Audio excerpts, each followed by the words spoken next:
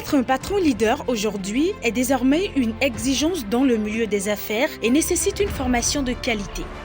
Homme d'affaires, leader politique, chef d'entreprise ou encore particulier, le coach Patrick Armand-Pognon, dont le but est de vous permettre de booster la performance de votre entreprise et développer le plein potentiel de vos collaborateurs, organise pour vous une grande formation en leadership et patronat. Cette fois-ci, en présentiel où la vibration positive sera de haut niveau. Rendez-vous du 29 au 30 juillet à l'hôtel Onomo de Lomé et du 12 au 13 août à l'hôtel Golden Tulip de Cotonou. Vous découvrirez les 5 niveaux de leadership, les 4 compétences qui caractérisent le leader, les 13 qualités des patrons leaders et surtout, vous avez droit à un déjeuner digne de votre rang tous les jours. Participation 225 000. Pour toute inscription, contactez le 229 61 05 06 85 ou le 228 92 18 18 56. Êtes-vous un patron leader? C'est le moment plus que jamais de le devenir.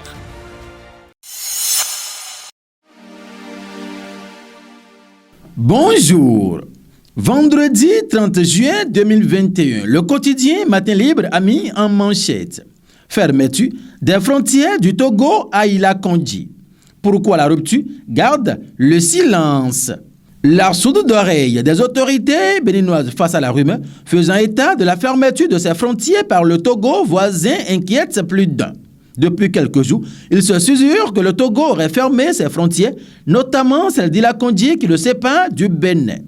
Même si les raisons évoquées pour justifier la fermeture sont d'ordre sanitaire, les effets se font déjà sentir par les populations à plus d'un titre. La suite, c'est en page 2. Prévoyance sociale en Afrique. Le Bénin prend la présidence de la CIPRES. C'est en page 5, cette information. Toxicomanie. Centre psychiatrique de Diaco. Lions Club Zone 21 sensibilise.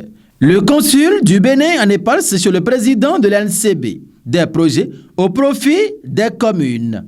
Le président de l'Association nationale des communes du Bénin, maire de la ville de Cotonou, Luc Satongi Atrokpo, a reçu en audience ce jeudi 29 juillet 2021 le consul du Bénin en Népal, en Italie, Giuseppe Gambardella.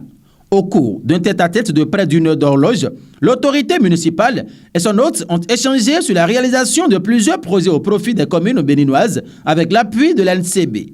Au nombre de ceux-ci, on peut citer la construction de plusieurs salles de classe dans plusieurs écoles primaires de la commune de Kopargo, dans le département de la Donga, dont la première pierre sera posée le 1er août prochain.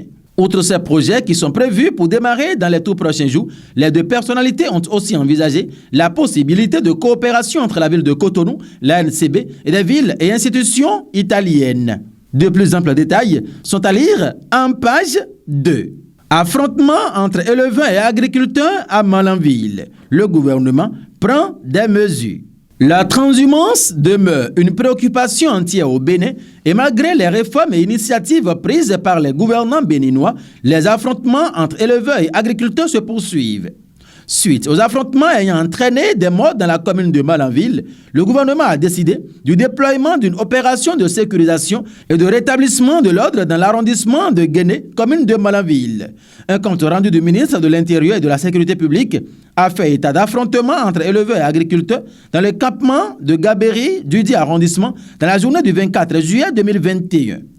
Ces événements sont survenus en raison de dissensions liées à la gestion de zones délimitées pour les activités pastorales et ou agricoles.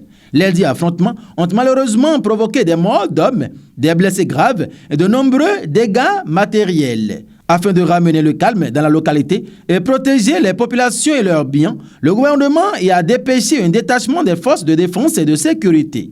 Par ailleurs, l'ampleur des dégâts enregistrés nécessite qu'une assistance particulière soit apportée aux victimes des communautés antagonistes. Pour en savoir davantage, procurez-vous du quotidien Matin Libre, le seul journal béninois qui est immédiatement disponible dans les kiosques à Cotonou à parcours déjà à 7h, du lundi au vendredi et allez en page 6. Mesdames et messieurs, merci de nous avoir suivis.